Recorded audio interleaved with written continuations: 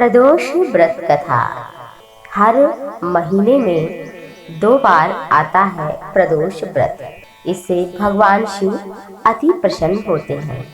यदि कोई प्रदोष व्रत कर लेता है तो सहज ही भगवान की अपार कृपा उस पर बरस जाती है और भगवान शिव उसे उसकी मनोकामनाओं को पूर्ण करके सुखी कर देते हैं। तो आइए चलते हैं, जानते हैं कि जो प्रदोष व्रत है, भौम प्रदोष व्रत 2020 में मई मास में 5 तारीख यानी कि 5 मई को पड़ती है।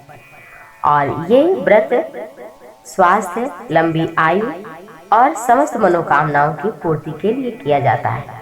क्या है प्रदोष व्रत? ये प्रत्येक महीने कृष्ण पक्ष और शुक्ल पक्ष की त्रयोदशी को आता है। प्रत्येक पक्ष की त्रयोदशी के व्रत का प्रदोष व्रत माना जाता है। सूर्यास्त के पश्चात रात्रि के आने से पूर्व का समय प्रदोष कहा जाता है। इस व्रत में भगवान शिव की पूजा की जाती है। हिंदू सनातन धर्म में व्रत, पूजा पाठ, उपवास का बड़ा ही महत्व है। ऐसा माना जाता है कि सच्चे मन से व्रत रखने से व्यक्ति को मनचाहे वस्तुओं की प्राप्ति हो जाती है। तो आइए हम सभी श्रवण करते हैं प्रदोष व्रत की परम पावनी कथा। किसी भी व्रत को करने के पीछे कोई ना कोई पौराणिक कथा अवश्य ही होती है। तो आइए हम सभी श्रवण करते हैं। स्कंद पुराण के अनुसार, एक कथा के अनुसार, प्राचीन समय की बात है कि एक विधवा ब्राह्मणी अपने पुत्र के साथ रोजाना अपने जीवन यापन करने के लिए भिक्षा मांगने के लिए प्रातः काल जाती, सायंकाल तक घर वापस आती।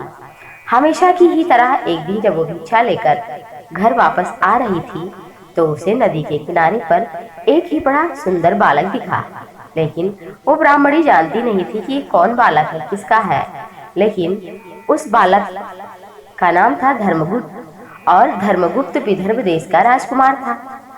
उस बालक के पिता को, जो कि विदर्भ देश के राजा थे, शत्रुओं ने युद्ध करके उन्हें तो मौत के घाट उतार दिया था, राज भी छीन लिया था। पिता के शोक में धर्मगुप्त की माता भी चल बसी थी और शत्रुओं ने धर्मगुप्त को राज्य से बाहर निकाल दिया था। बालक की ऐसी हालत देखकर ब्राह्मणी ने उसे अपना लिया। अपने पुत्र के समान ही उसका भी पालन पोषण किया।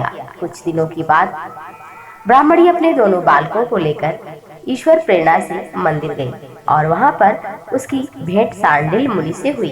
सांडिल्य मुनि एक बहुत ही विख्यात ऋषि थे।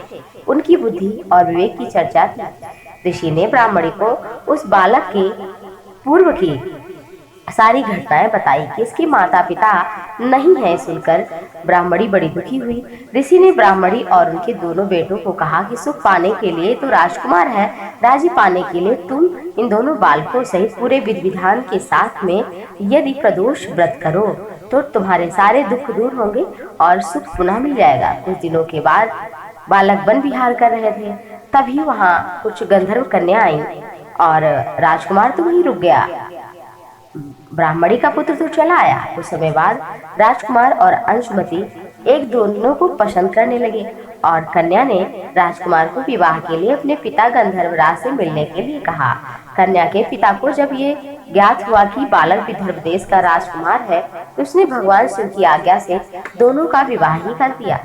राजकुमार धर्मगुप्त की जिंदगी वापस बदलने लगी। उसने बहुत संघर्ष किया और दोबारा अपनी गंधर्व सेना को तैयार किया। राजकुमार ने विदर्भ देश पर वापस अपना आधिपत्य प्राप्त किया। कुछ समय के बाद मालूम हुआ कि बीते समय में जो कुछ भी उसे हासिल हुआ वो ब्राह्मणी और राजकुमार धर्मगुप्त के द्वारा जो प्रदोष व्रत है उसका फल था। तो उसकी सच्ची आराधना से प्रसन्न होकर भगवान शिव ने उसे उसके जीवन की हर परेशानी से लड़ने की शक्ति दी और सारी परेशानियों का अंत भी किया। उसी समय से हिंदू सनातन धर्म में मान्यता हो गई कि जो भी व्यक्ति प्रदोष व्रत करता है, शिव की आराधना करता है, एकाग्र होकर प्रदोष व्रत की कथा सुनता है, दूसरों को सुनाता है, प्रदोष के दिन भगवान शिव का अभिषेक करता है, ब्राह्मणों को दान देता है, गाय को रोटी खिलाता है, उसकी सभी मनोकामनाएं पूर्ण हो जाती हैं। उसे कभी भी दरिद्रता का सामना नहीं करना पड़ता। उसके जीवन से निर्धनता चली जाती है। और व्रत का उद्यापन की अगर बात करें तो त्रयोदशी तिथि पर ही करें। उद्यापन करने से एक दिन पहले ही गणेश भगवान की पूजा की जाती है और उद्यापन से पहले वाली रात को कीर्तन करना चाहिए। अगले दिन उठकर मंडप बनाना चाहिए, वस्त्र और रंगोली से सजाना चाहिए।